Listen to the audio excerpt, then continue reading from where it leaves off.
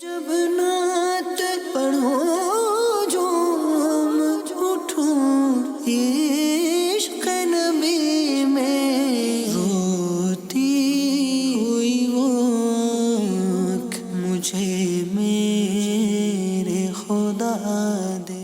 الحمدللہ رب العالمین والصلاة والسلام علی خاتم النبیین اما بعد فاعوذ باللہ من الشیطان الرجیم بسم اللہ الرحمن الرحیم الصلاة والسلام علیک یا رسول اللہ وعلی آلک واصحابک یا حبیب اللہ الصلاة والسلام علیک یا نبی اللہ وعلی آلک واصحابک یا نور اللہ۔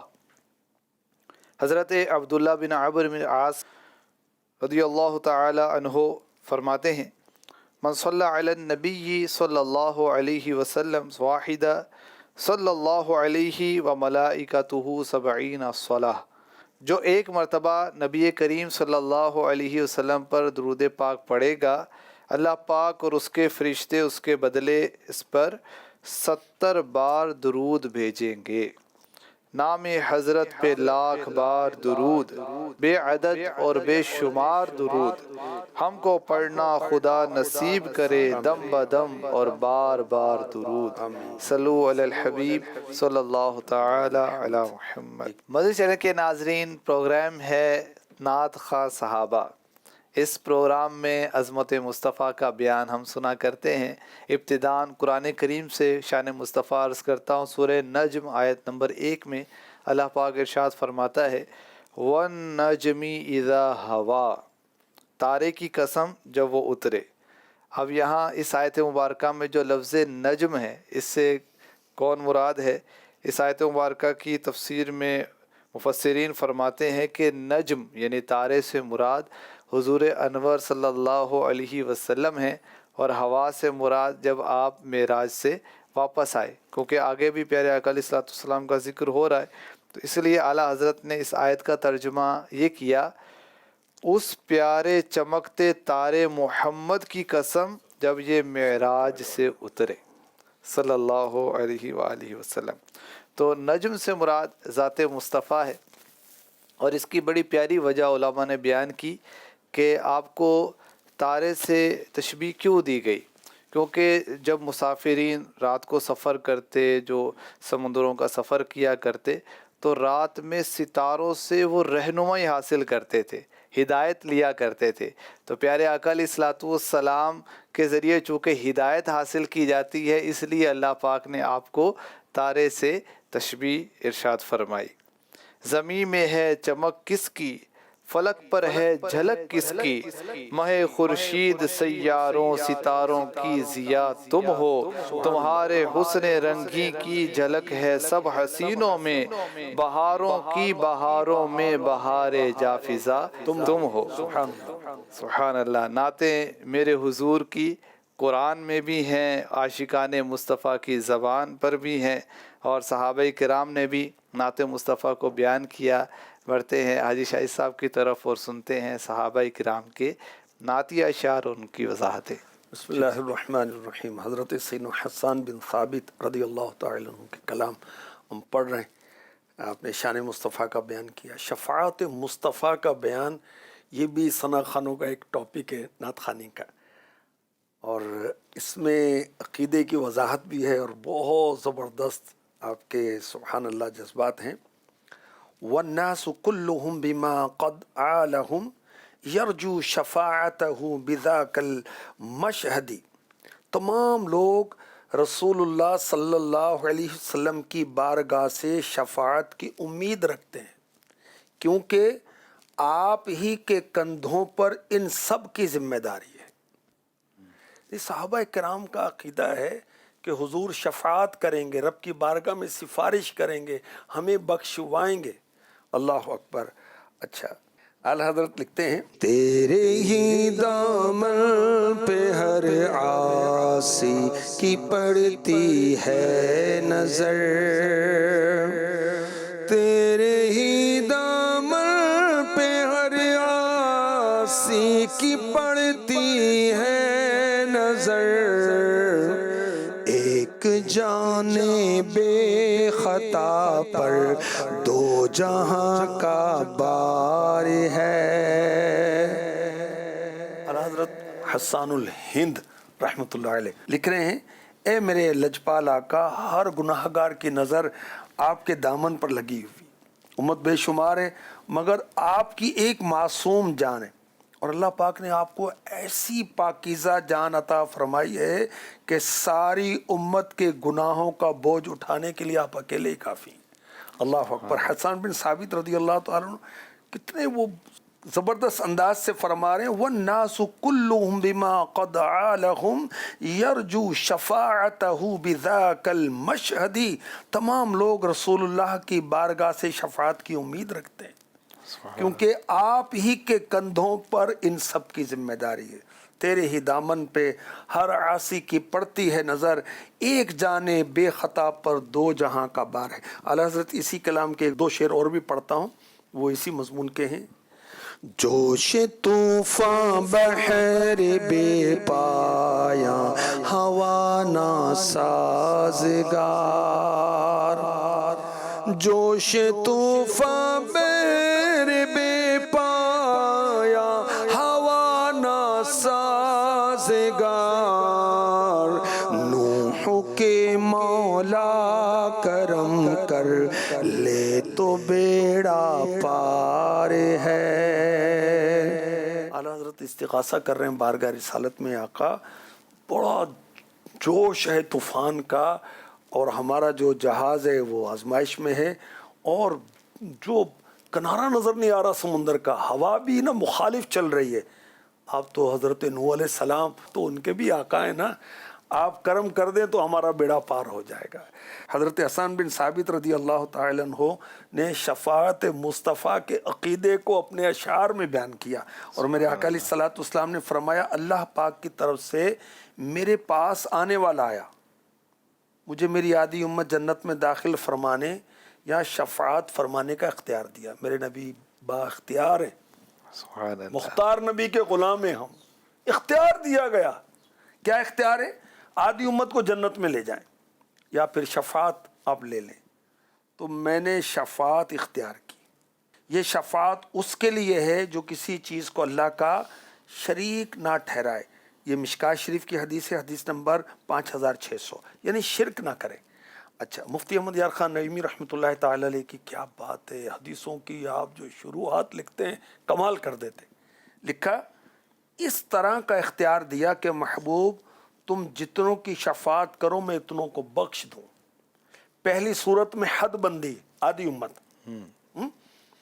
اس میں بے حد عطا کا وعدہ ہے، اس لیے حضور انور نے اسی کو اختیار کیا کہ میرے مولا میں بخشواتا جاؤں تو بخشتا جاؤں۔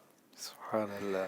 جس کے ماتھے شفاعت کا سہرا رہا، جس کے ماتھے شفاعت کا سہرا رہا، اس جبین سعادت پہ لاکھوں سلام۔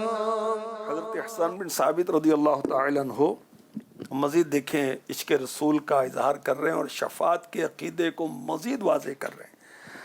حتی الخلیل ابوہ فی اشیاعہ ونجیہ موسیٰ النبی المہتدی، شفاعت کے امیدوار ہیں سب آپ کے، یہاں تک کہ جماعت انبیاء میں آپ کے والد ابراہیم خلیل اللہ آپ کی شفاعت کے امیدوار ہیں، حضرت موسیٰ جو کہ ہدایت والے نبی ہیں وہ بھی آپ کی شفاعت کے امیدوار ہیں۔ اب کہ یار نماز پڑھتا ہوں میں، روزے رکھتا ہوں، حج بھی کیا ہوا میں نے، پتہ ہے حافظ بھی ہوں میں، مجھے کیا ضرورت ہے شفاعت مصطفیٰ کی؟ مجھے کیا ضرورت ہے استغفر اللہ استغفر اللہ؟ تو اعلیٰ حضرت پھر کیا فرما رہے ہیں؟ وہ جہنم میں گیا جو ان سے مستغنی ہوا، ہے خلیل اللہ کو حاجت رسول اللہ کی، حاجت رسول اللہ کی. اور اعلیٰ حضرت نے ایک اور کلام میں لکھا خلیل و نجیب مسیح و صفی سبھی سے کہیں بھی بنی یہ بے خبری کے خلق پھری کہاں سے کہاں تمہارے لیے زمین و زمان تمہارے لیے مکین و مکان تمہارے لیے. ساری خلقت حضرت آدم علیہ السلام کے پاس جائیں گے لیکن بات بنے گی نہیں. وہ نفسی نفسی نفسی اذهبوا الی غیری، کسی اور کے پاس جاؤ. اعلیٰ حضرت لکھ رہے ہیں کہ یہ بے خبری کے خلق پھری کہاں سے کہاں تمہارے لیے، آپ کو خلق ڈھونڈتی پھر رہی. اب حضرت عیسیٰ علیہ السلام خبر دیں گے کہ محمد کے پاس چلے جاؤ صلی اللہ علیہ وسلم، ان کے ہاتھ میں کامیابی کا جھنڈا ہے. اللہ اکبر. تو موسیٰ علیہ السلام اور حضرت ابراہیم علیہ السلام بھی شفاعت مصطفیٰ کے امیدوار ہیں. سبحان اللہ. اعلیٰ حضرت نے حدیث پاک نقل کی کہ میں ان کی شفاعت کا مالک ہوں. اس کو اعلیٰ حضرت حدیث کو لکھ کر بیان کرتے ہیں ایک لطیف معنی. خدائے ذوالعرش کی بارگاہ میں بغیر واسطے کے شفاعت قرآن عظیم اور اس حبیب امیدگاہ کریم صلی اللہ علیہ وسلم کے سوا کسی کے لیے نہیں. باقی شفیع یعنی ملائکہ، انبیاء، اولیاء، علماء، حفاظ، شہداء، حجاج، صلحاء، تو وہ آپ صلی اللہ علیہ وسلم کی بارگاہ میں شفاعت کریں گے. ان کی رسائی انہی تک ہوگی، ان کی شفاعت انہی کے حضور ہوگی.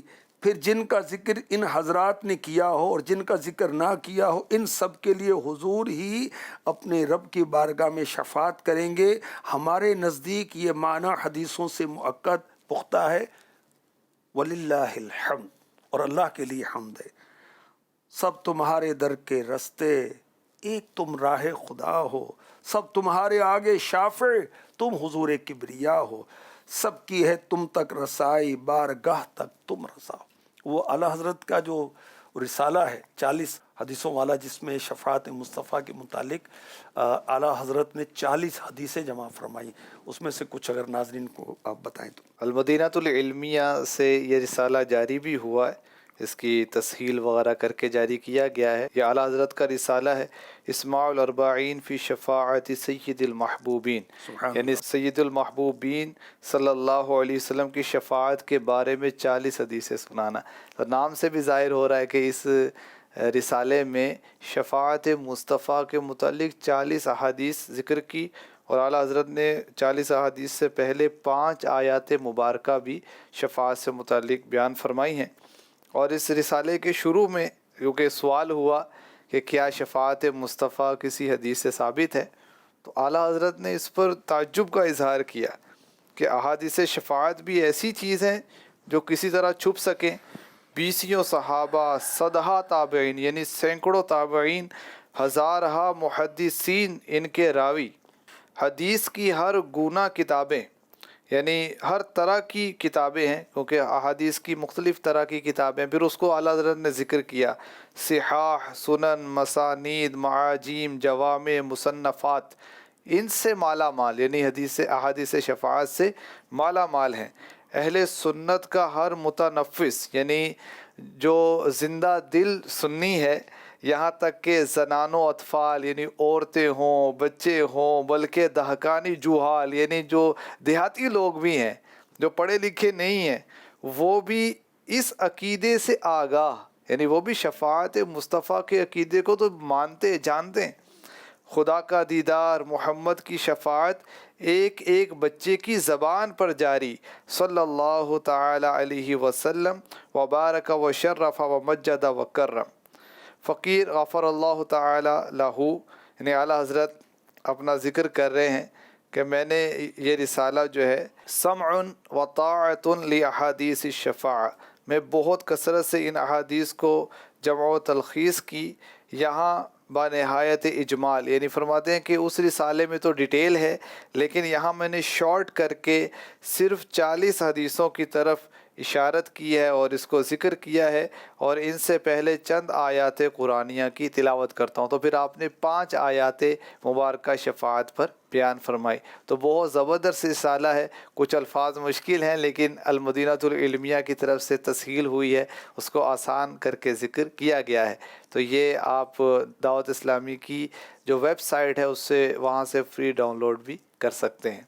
تو شفاعت مصطفیٰ کو الحمدللہ اعلیٰ حضرت کے ہم نے اشعار سے بھی سنا اور کچھ الحمدللہ اس کو ذکر کیا گیا۔ حضرت سیدنا حسان بن ثابت رضی اللہ تعالی عنہ قیامت کے روز جو محبوب کی شان محبوبی دکھائی جائے گی اس کو بھی بیان کرتے ہیں۔ متواضعین لربہم برقابہم تلک الفضیلۃ واجتماع السؤدد، یہ سب انبیاء وہ ہستیاں ہیں جو اپنے رب کے حضور عاجزی سے سر جھکاتے ہیں، اور ایسی جلیل القدر ہستیوں کا شفاعت کے لیے آپ کی بارگاہ میں رجوع کرنا بے شک آپ کی فضیلت اور سرداری کو ظاہر کرنے والا ہے۔ اور حضرت حسن رضا رحمۃ اللہ تعالی علیہ کہہ رہے ہیں فقط اتنا سبب ہے انعقاد بزم محشر کا کہ ان کی شان محبوبی دکھائی جانے والی ہے، خدا شاہد کے روز حشر کا کھٹکا نہیں رہتا۔ مجھے جب یاد آتا ہے کہ میرا کون والی ہے، نہیں محشر میں جس کو دسترس آقا کے دامن تک، بھرے بازار میں اس بے نوا کا ہاتھ خالی ہے۔ مرآت میں مفتی احمد یار خان نعیمی لکھتے ہیں حضور صلی اللہ علیہ وسلم درجات کی بلندی کے لیے نیکوں حتیٰ کہ نبیوں کی بھی شفاعت فرمائیں گے۔ درجات کی بلندی کی شفاعت نبیوں کے لیے بھی ثابت ہے، اللہ اکبر۔ اور گناہوں کی معافی کے لیے ہم گناہ گاروں کی شفاعت کریں گے، لہٰذا آپ کی شفاعت سے انبیاء کرام بھی فائدہ اٹھائیں گے۔ عرش حق ہے مسند رفعت رسول اللہ کی، دیکھنی ہے حشر میں عزت رسول اللہ کی۔ اور اعلیٰ حضرت کا جو وہ شفاعت کے متعلق جو وہ کلام ہے وہ بڑا پیارا لگتا ہے۔ وہ پیش حق مجدہ شفاعت کا سناتے جائیں گے، آپ روتے جائیں گے، ہم کو ہنساتے جائیں گے، دل نکل جانے کی جا ہے، آہ کن آنکھوں سے وہ ہم سے پیاسوں کے لیے دریا بہاتے جائیں گے۔ ہاں چلو حسرت زدو سنتے ہیں وہ دن آج ہے، تھی خبر جس کی کہ وہ جلوہ دکھاتے جائیں گے۔ آج عید عاشقاں ہے، گر خدا چاہے کہ وہ ابروئے پیوستہ کا عالم دکھاتے جائیں گے۔ کچھ خبر بھی ہے فقیرو، آج وہ دن ہے کہ وہ نعمت خلد اپنے صدقے میں لٹاتے جائیں گے۔ خاک افتادو، جو خاک پر گر گئے، زمین پہ گرے، وہ خاک افتادو بس ان کے آنے ہی کی دیر ہے، خود وہ گر کر سجدے میں تم کو اٹھاتے جائیں گے۔ وسعتیں دی ہیں خدا نے دامن محبوب کو، جرم کھلتے جائیں گے اور وہ چھپاتے جائیں گے۔ لو وہ آئے مسکراتے، ہم اسیروں کی طرف خرمن عصیاں، گناہوں کے ڈھیر پر خرمن عصیاں پہ اب بجلی گراتے جائیں گے۔ آنکھ کھولو غم زدو دیکھو وہ گریاں آئے ہیں، لوح دل سے نقش غم کو اب مٹاتے جائیں گے۔ سوختہ جانوں پہ وہ پرجوش رحمت آئے ہیں، آب کوثر سے لگی دل کی بجھاتے جائیں گے۔ پائے کوباں پل سے گزریں گے تیری آواز پر، رب سلم کی صدا پر وجد لاتے جائیں گے۔ کیا شان ہے میرے آقا علیہ الصلوۃ والسلام کی شان شفاعت، مرحبا، اللہ کریم ہمیں نصیب کرے۔ اچھا بعض لوگ نا شفاعت کے قائل نہیں، تو اعلیٰ حضرت ایسوں کو کہتے ہیں حشر میں ہم بھی سیر دیکھیں گے، حشر میں ہم بھی سیر دیکھیں